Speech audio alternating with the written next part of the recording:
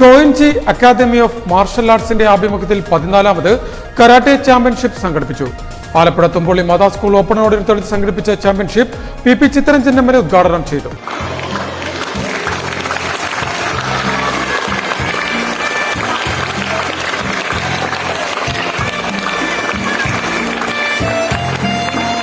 കോയിൻജി academy of marshal ആർട്സിന്റെ ആഭിമുഖ്യത്തിൽ 14ാമത് karate championship സംഘടിപ്പിച്ചു.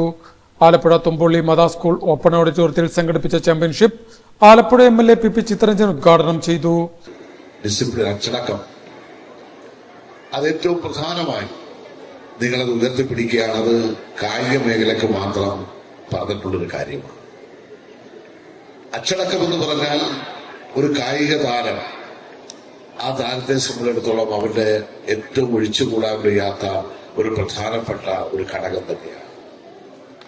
ഇവിടെ കഴിഞ്ഞ അക്കാദമിയെ സംബന്ധിച്ചിടത്തോളം ഈ കഴിഞ്ഞ ഒരു 25 വർഷക്കാലത്തിനുള്ളിൽ ആയിരക്കണക്കിന് വരുന്ന കുട്ടികളും യുവാക്കളുമായിട്ടുള്ളവരാണ് ഇവിടെ പരിശീലനം പൂർത്തീകരിക്കാനും അതോടൊപ്പം തന്നെ രാജ്യത്തിന്റെ പല മേഖലകളിലേക്ക് ഇത് വ്യാപിപ്പിക്കാനും വേണ്ടിയുള്ള പ്രവർത്തനങ്ങൾ ഏർപ്പെട്ടു. നിങ്ങൾ ആരെ അങ്ങോട്ട് ആക്രമിക്കാൻ പോകുന്നതിനല്ല പഠിക്കുന്നത്, മറിച്ച് പ്രതിരോധിക്കുവാനും. ആ പ്രതിരോധം എന്ന് പറയുന്നത് ജീവിതത്തിൽ എല്ലാ ഇടങ്ങളിലും വേണ്ടതാണ്.